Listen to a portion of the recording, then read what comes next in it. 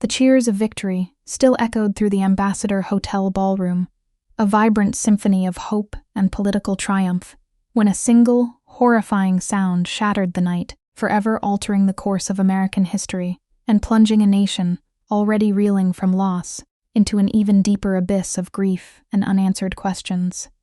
It was a moment that transcended mere news, becoming a searing scar on the collective memory, a chilling reminder of how quickly the brightest futures can be extinguished. Remember to comment, like, share, and subscribe so you don't miss future episodes of The Calendar of Crime. On June 5, 1968, the air in Los Angeles crackled with anticipation.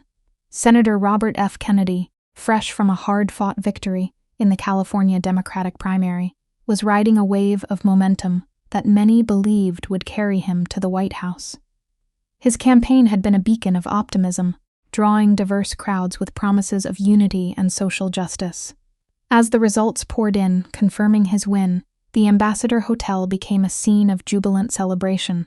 Just after midnight, Kennedy addressed his ecstatic supporters in the hotel's embassy ballroom. His speech was brief, gracious, and filled with the characteristic charm and earnestness that had endeared him to millions.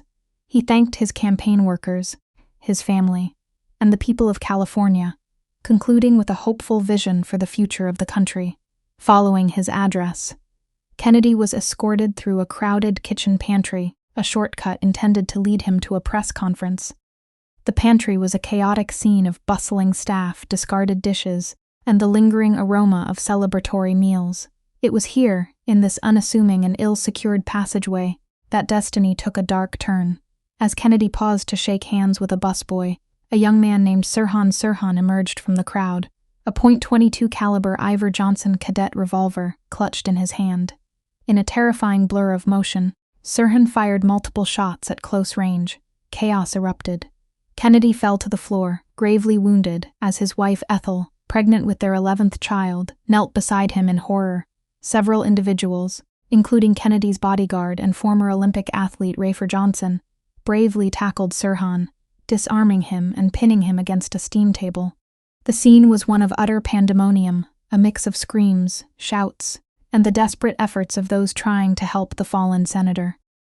The dream of a new America, embodied by Robert Kennedy, lay bleeding on the cold pantry floor. Kennedy was rushed to Central Receiving Hospital and later transferred to Good Samaritan Hospital, where surgeons worked tirelessly to save his life.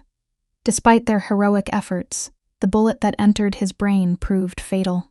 Robert F. Kennedy succumbed to his injuries approximately 26 hours after the shooting. On June 6, 1968, at the age of 42, Sirhan Sirhan, a 24-year-old Palestinian immigrant, was immediately apprehended. His motive, though complex and debated, was largely attributed to his anger over Kennedy's support for Israel.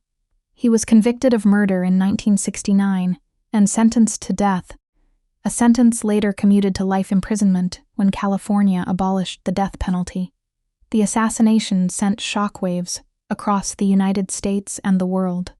It was the second Kennedy brother to be assassinated in less than 5 years, following the murder of President John F. Kennedy in 1963. The nation mourned, grappling with the senseless violence that had once again claimed a charismatic leader during a tumultuous era of social and political upheaval.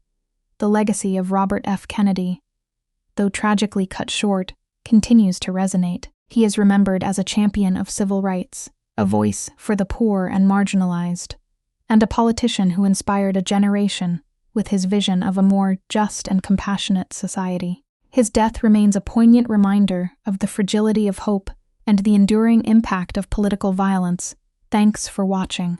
Please comment, share, like, and subscribe for future episodes from The Calendar of Crime.